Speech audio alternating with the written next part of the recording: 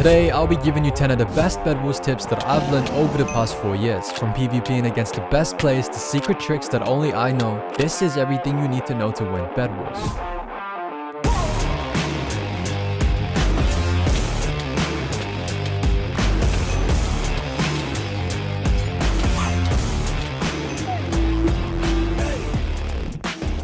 To begin, I'll first teach you everything you need to know about PvP. The most useful PvP mechanic you could learn is hit selecting.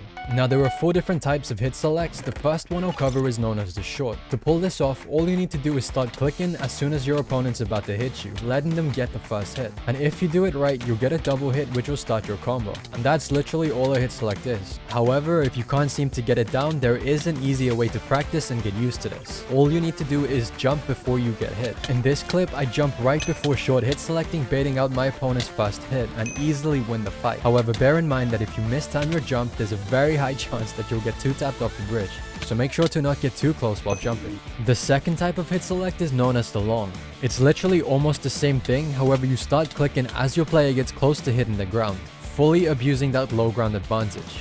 It's also a great way to mess up your opponent's aim and get a free combo. Anyways, the third type of hit select is the double. It combines the benefit of the long hit select where you mess up your opponent's aim and the short hit select where you get a free double hit. And it's the funniest way to make someone mad. However, if you do this every fight, your opponents will catch on and counter it, so make sure you switch it up. Now, deciding which type of hit select to use is not something I can teach, as it's based on every specific fight, so the best thing you can do is practice these yourself, and once you're comfortable with hit selecting, you can decide which works best in your specific case. However, the fourth and final type of hit select will work in almost every single fight you take. It's known as the mid-trade. The first method of mid-trading is to hit select within a hit sequence. Basically, while you're in the middle of a fight, you can let your opponent start hitting you first within the trade and then hit them with a short hit select, and that will work as a hit select. The second method is to completely end the trade and go for a short hit select while they're still expecting you to be clicking. So basically just baiting out your opponent's first hit. As long as you keep practicing this mechanic, once you've got them down, you will win nearly every fight you take. And that's the end of tip number 1. The next tip I have is the W tap. Now there are actually a couple uses of W tapping. The first one is to reduce knockback, and you do this by simply W tapping after you get hit. So once you pair a W tap to reduce knockback with a hit select to get a double hit, you can start using W tapping to space yourself and hold a combo, which is the second use. So to simplify it, W tapping after getting hit reduces your knockback, and you can use W tapping while hitting someone to space yourself. The next tip I have is block hitting. Now everyone knows if you block hit as you get hit, you can reduce damage. However, if you block hit mid-trade, you can get an extra hit. Block hitting somehow helps you maximize reach, and I'm not sure why this works, but it's really broken. Whether it's the first or second hit, if you block hit correctly, you will get maximum reach. However, the only downside is block hitting reduces your sprint, so if you do mess up, you're just gonna lose the fight. So definitely just pick your moments. The last tip I have for PvP is just gonna be some general advice. To maximize your chances of getting good hit reg, what you wanna do is time your hits. You can see me do this in every clip. I only click when I need to hit my opponent. This ensures I don't accidentally go above Hypixel CPS cap of 15 and cause my hits to stop registering. Also, if you notice in some of these clips, when I get a little too far from my opponents, I start aiming down at their legs.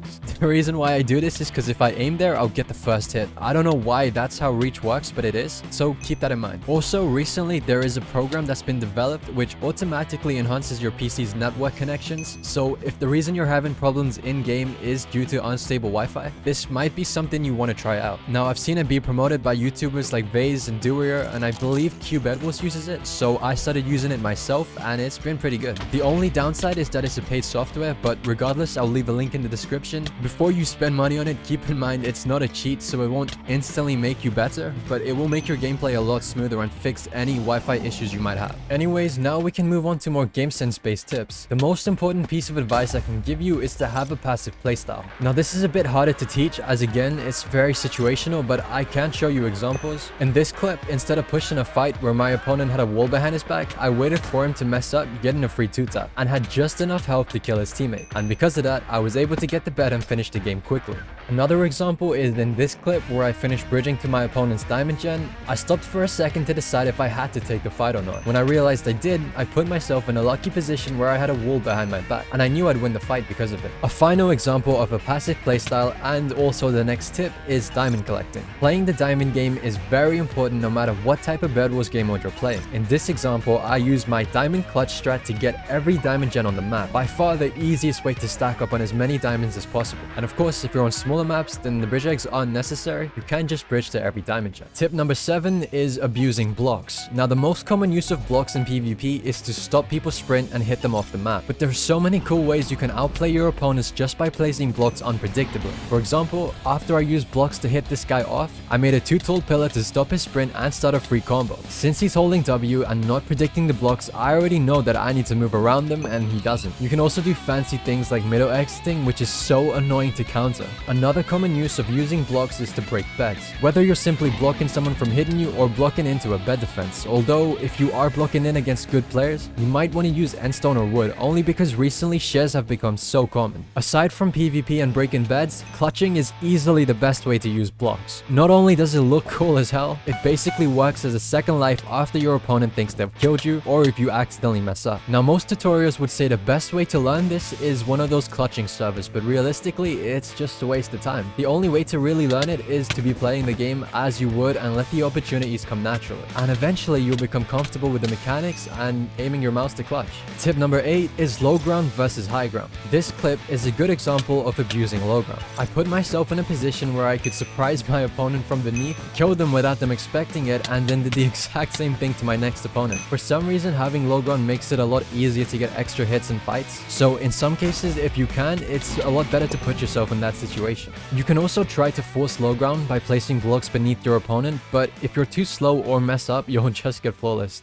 So be careful with that. Now, high ground is personally my favorite thing to abuse. As long as you play passively, you can literally abuse high ground to win a fight even if you have close to no health. Whether it's being annoying with block placements or full damage ticks, it's the easiest thing to abuse. For example, in this clip, after killing 2 players and being on close to half health, I managed to abuse high ground and play passive for 2 more kills, then abuse it again and full damage tick the 5th player. This was also a really good rush because not only did I kill 5 people clearing pressure, I also stole diamonds. This clip literally shows me abusing every tip I've covered so far. Moving on to the 9th tip, which is fireball abusing. Now, fireballs are easily the most broken item in the game. You can fireball jump onto people and they won't expect it, or fireball jump backwards onto a bed and break it, or even fireball off the last 2 finals in a game and get an easy win. For some reason, they're so cheap, you should definitely abuse this item. The way I use fireballs 90% of the time is to get away from fights I can't win when I'm a final kill. The only advice I can give on fireballs, aside from using them, is to save as many as you can and only use them when necessary. For example, if you're in a Bedwars game clutching, don't throw them at people mindlessly, since a lot of good players can easily avoid them just by moving out of the way. So as good as they are, it's very easy to misplace or mess up with them. And last but not least, tip number 10 is just gonna be some more general game sense based advice. Realistically, aside from everything I've covered in this video, there's not much you can do to instantly improve your gameplay. I'd recommend keeping these tips in mind every time you play. You can watch the video as you play or just listen to the audio in the background if you need, and eventually you'll get comfortable with the game. Although most of this video was recorded from Ranked Bedwars, I made sure to only use the most important tips that apply to the game as a whole, and not just specific to Ranked Bedwars. I would also suggest playing Ranked, as it is easily the hardest Bedwars game mode, therefore requires you to always play your best. Keep in mind, just like any other gaming community, there is gonna be toxicity and hate, but it's also just as easy to not care what people say, and to just remember that you're there for fun. Oh, and that secret trick I spoke about in the intro is basically this no fall damage thing. Since I don't play a lot, I don't know if it still exists. I'm guessing it's patched, but if you shift as you hit the ground, time it very accurately, you won't take fall damage. And yes, I did gatekeep it in this video to stop people from abusing it. I'm trying to keep Hypixel safe, okay? Anyways, thank you for watching. If this video gets a lot of love, I guess I could make another one. And shout out Doer for sending me his tip. Click this video.